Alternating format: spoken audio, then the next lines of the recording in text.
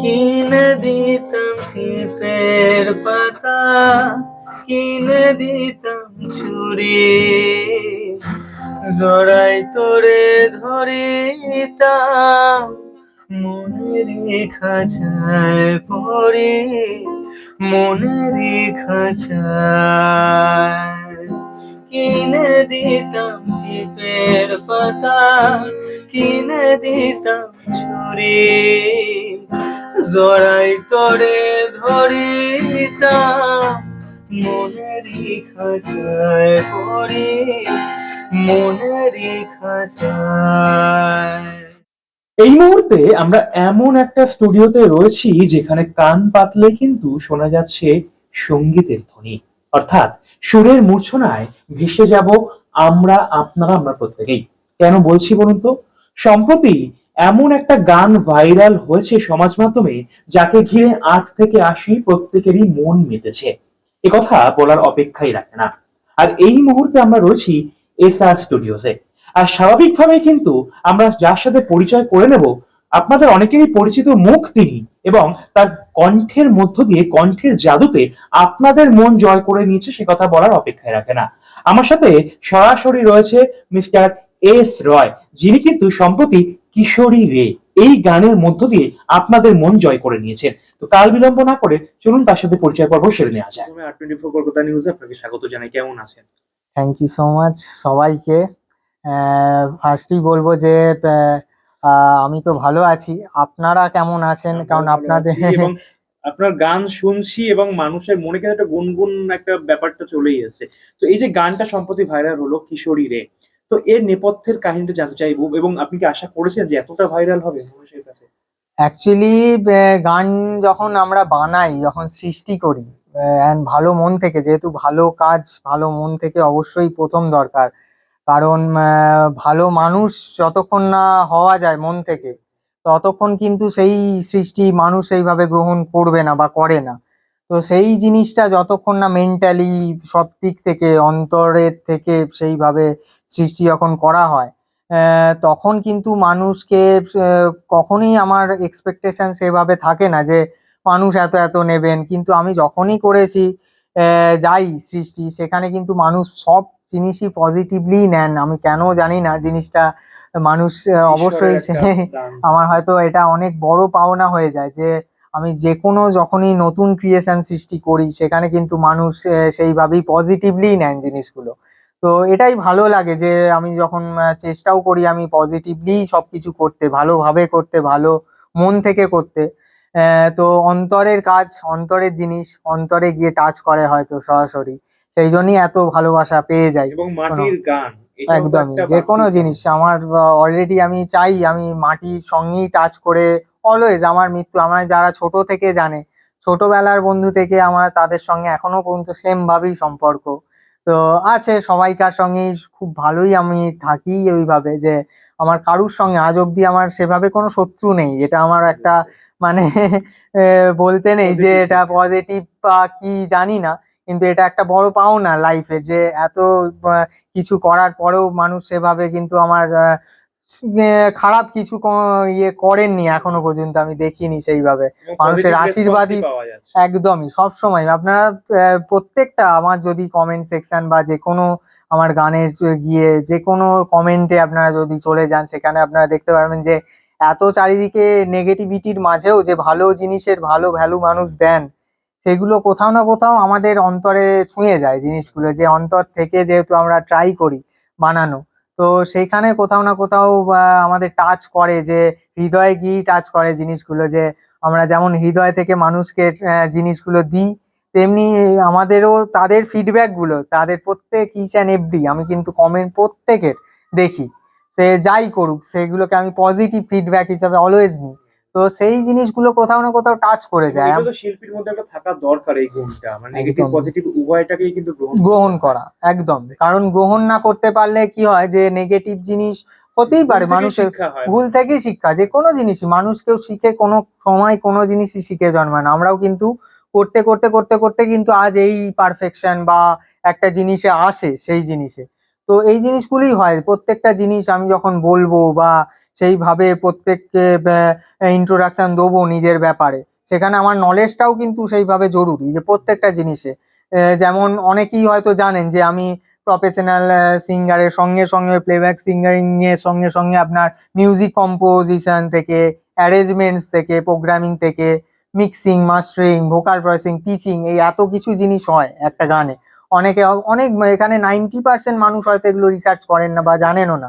In fact যারা গানের সঙ্গে যুক্ত, যারা গান বাজনার সঙ্গে যুক্ত আছেন, তারাও কিন্তু খুব কমজনই এইসব টেকনিক্যালিটিস যেগুলো জানা খুব দরকার। 2025-এ এভরি ভোকালিস্ট, এভরি মিউজিশিয়ানসদের আমি বলিও ওই জন্যে যে ভোকাল টেকনিক্যালিটিস যেগুলো হয় সেগুলো জানা কিন্তু সবাইকার খুব দরকার। তো সেই সব ট্রামগুলো, সেই সব জিনিসগুলো নিখুঁতভাবে কোথায় কি, ভোকালের ক্ষেত্রেও অনেক টেকনিক্যালিটিস জিনিস থাকে। যেমন আপনাদের শোনালামই যে যে এন্ডিং পয়েন্টে ভিব্রাটো ইউজ করা, এই সব জিনিস। তারপরে বিভিন্ন গানের ক্ষেত্রে সিচুয়েশন ওয়াইজ কিভাবে এক্সপ্রেশন দেওয়া জিনিসগুলো হয়, সেখানে কোথায় কি ফলসিটো ইউজ করা, এইসব টেকনিক্যালিটিস অনেক জিনিস থাকে ভোকালে।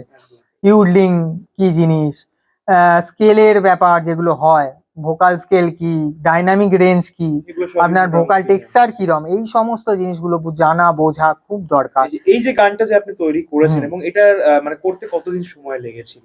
এটা করতে এক্সাক্ট টাইম বলা খুবই মুশকিল, কারণ যা হয় একটা কাজ তো সৃষ্টি, অনেক আগে থেকে শুরু হয় একদমই নিশ্চয়ই। কাজ অনেক আগে থেকে সৃষ্টি আরম্ভ হয়, লিরিক্স রাইটিং, তারপরে গানের কম্পোজিশন কথা করে, লেখা, সুর লেখা। তারপরে হ্যাঁ তারপরে সেখানের ওপর মিউজিক করা বা মিউজিক আগে পরে সব রকমই হয়। তো সেখানে সেই কনসেপ্টের পর তারপরে গান গাওয়া, তারপরে after that mixing, mastering, vocal processing, pitching, এসব প্রোডাকশন পার্টে নামা, তারপরে ভিডিওয়ে যাওয়া, ভিডিও সেকশনে video shooting, video mixing, video colour grading, ভিডিওটা ভিডিও কোথায় করা হয়েছিল, শুট করা হয়েছিল? ভিডিও এত সুন্দর শুটিংটা কালারফুল একটা ভিডিও আমরা দেখতে পাচ্ছি। একদমই ইনফ্যাক্ট ভিডিওর, দর্শকরাও দেখতে পেয়েছেন এটা আশা একদম করি। ভিডিওটাও যারা দেখেছেন তারা সবাই বলেছেন যে ভিডিওটা গানটা যে একসঙ্গে মিলেমিশে মানে এতটাই একাকার। টাচ করেছে জিনিসটা। প্রত্যেকে যারা আছেন ভিডিওতে ফিচার, আদি তানায়া থেকে অ্যাক্টর অ্যাক্ট্রেস থেকে, তাদের প্রত্যেকে যারা বহু মানুষ আপনারা দেখেছেন যে কাজ করেছেন, ইন্ডিভিজুয়ালি হয়তো নাম সবাইকার বলা সম্ভবও না। তো সেখানে ভিডিওর ক্ষেত্রে বিদিশা, প্লাস যে শ্যুট করেছে ডিওপি ছিল পলাশ, খুবই ভালো ডিওপি করেছে ও, আলাদাভাবেই মানে জিনিসগুলো ফুটিয়েছে প্রত্যেকটা ইচ অ্যান্ড এভরি ধরে ধরে, প্রত্যেকটা জিনিস কালারও ওই করেছে, যেহেতু খুব ভালোভাবে করেছে ধরে ধরে জিনিসটা। মানে তার প্রতিফলনই আজকে মানুষ দেখতে পাচ্ছে। একদমই এবং সেটাই এত হয়ে যায়। ভালোবাসা পাচ্ছে। তো আর আমাদের কি ছেলেমেয়েরা যারাই আছে সবাই একটু মানে মাল্টি টাইপ ছেলেমেয়েই আছে, যা কারণ আমিও চাই যে মাল্টি ট্যালেন্টেড ছেলেমেয়ের খুব দরকারও এই যে যুগে এগোতে গেলে, কারণ একটা ইন্ডাস্ট্রি যখন ভালো দিকে এগোনোর দরকার, তখন সবাই ভালো যত ট্যালেন্ট আছে একসঙ্গে যদি পড়ে যায়, সেখানে কিন্তু অনেকটা ইজি ভাবে আমরা ভালোভাবে ভালো মাইন্ড থেকে এগোতে পারি। তো সবাই মিলেমিশেই এগোতে হয় জিনিসটা। তো সেখানে আমি চেষ্টা করেছি যে ভালো ভালো যত ট্যালেন্ট খুঁজে বার করে সেখান থেকে তাদেরকে এগিয়ে দেওয়া মানুষের সামনে। অ্যান্ড মানুষও যে সেই জিনিসটা বুঝেছেন, জিনিস যে এইসব প্রচেষ্টাগুলোও একটা কোথাও না কোথাও হয়ে যায় যে খুব টাফ জিনিস হয়ে যায়, কারণ ভালো জিনিসের মূল্য তো খুব কম মানুষই বোঝেন। তো এই জিনিসগুলি হয়ে যায় যে এগুলোও একটা পাওনা হয়ে যায় আমার কোথাও না কোথাও, যে চেয়েছিলাম যে ভালোভাবেই জিনিসটা হোক, অ্যান্ড সেইভাবে মানুষ শুনুক, জানুক, ভালো নতুন কাজকে এগিয়ে দিক। আর সেই জিনিসটাই মানুষ এক্স্যাক্টলি করছেন, বহু মানুষ অলরেডি সবকিছুই করতে আরম্ভ করেছেন। রিল শর্টসেও গানটা অলরেডি খুব ভালো যাচ্ছে। সেখানে ইনস্টাগ্রাম, ফেসবুকে রিল শর্টস, ইউটিউব শর্টস, স্টোরিতে গান, অনেকে স্টোরি দিয়েছেন বহু মানুষ সেখানে। কেমন লাগে যখন দেখেন যে এত মানুষ আপনার গান সেটাকে বাস্তবে রূপ দিচ্ছে এবং তাদের ভিডিওর মধ্যে তারা দিচ্ছে, তখন কেমন মনে হয়? এগুলোর একটা আলাদাই অনুভূতি হয় যে নিজের গান যখন অন্যজন গায় বা অন্যজন করে। অনেক মানুষ আছে যারা গেয়ে পাঠায় আমার গান, সেখানে নিজে গিটার প্লে করে গেয়ে পাঠায়, অনেকে জানতে চায় যে কি স্কেল, কি কি স্ট্রামিং প্যাটার্ন আছে, কি কি কর্ডস ইউজ করা আছে। কারণ গানের ক্ষেত্রে কি, যখন মিউজিক বানানো হয় সেখানে কিন্তু প্রত্যেকটা, আমি যখন গাই হয়তো দেখেছেন গানের ক্ষেত্রে গিটার প্লেইং এ যেমন মিউজিক লাগে, তেমনি কিন্তু এই কিবোর্ডেও, কিবোর্ড যখন প্লে করা হয় সেখানেও কিন্তু আমাদের কর্ড প্রোগ্রেশন করা, কর্ড প্রোগ্রেশন জানা, প্রত্যেকটা জিনিস কিন্তু খুব খুঁটিনাটি জিনিস মিউজিকের, প্রত্যেকটা এগুলো জিনিস। সঙ্গীত মানেই সাধনা, এবং সেই একদমই। সাধনা তো করতেই হয়, নচেত তো একদমই সেটা সম্ভব একদমই হয় না। একদমই, কারণ প্রত্যেকটা জিনিসই মানে এই যে এগুলো হচ্ছে এক একটা অধ্যায় হয়ে যায়। মিউজিক কম্পোজিশন একটা অধ্যায়, মিউজিক প্রোডাকশন একটা আলাদা অধ্যায়, মিউজিকের থেকে গানের যে একটা তো আলাদা অধ্যায় আছেই, সেখান থেকে আপনার চলে গেল যে এই মিক্সিং মাস্টারিং এর টেকনিক্যাল জিনিস, সেখানে ইকিউ করা, ঠিকভাবে রিভার্ব পুট করা, ডিলে পুট করা, কোথায় কোনটা পুট করলে বেস্ট লাগবে সেই গানের ক্ষেত্রে, সেই সব ইনস্ট্রুমেন্ট যা যা ইউজ হয়েছে, ইউনিক ইনস্ট্রুমেন্ট গানটার ক্ষেত্রে, সেই সব জিনিসগুলো সেগুলোকেও মানে ঠিকঠাক ভাবে আনা হয়ে যায়। কতগুলো এখান থেকে একটা জানতে হবে কিশোরী রে এই গানটাতে একটা অন্য প্রসঙ্গ সেটা হচ্ছে যে এই যে বিচ্ছেদ হওয়া যদি কোনো প্রেমিক প্রেমিকা থাকে, তারা কি এই গানটা শুনে নিজেদের রিলেট করতে পারবে, মানে কি আবার কি সেই কিশোরী ফিরে আসতে পারবে কিশোরের কাছে? এটা তো মানে অনেকে কমেন্টেও Suggestion, বলে আপনার একটা দিয়েছেন। suggestion।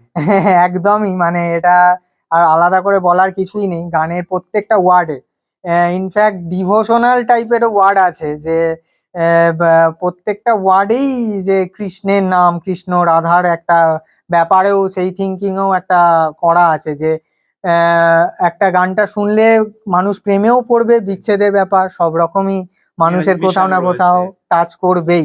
তো এই জন্যই বলবো যে এসআর স্টুডিওজ, সিঙ্গিং রিয়েলিটি, এসরা, এগুলো সবে ইউটিউব, ফেসবুক, ইনস্টাগ্রাম যেখানে খুশি গিয়ে আপনারা গানটা শুনতেও পারেন। যারা এখনো শোনেননি, অলরেডি সবাই শুনে নিয়েছেন, তা যারা এখনো বাকি আছেন শুনতে, তারা অবশ্যই শুনবেন।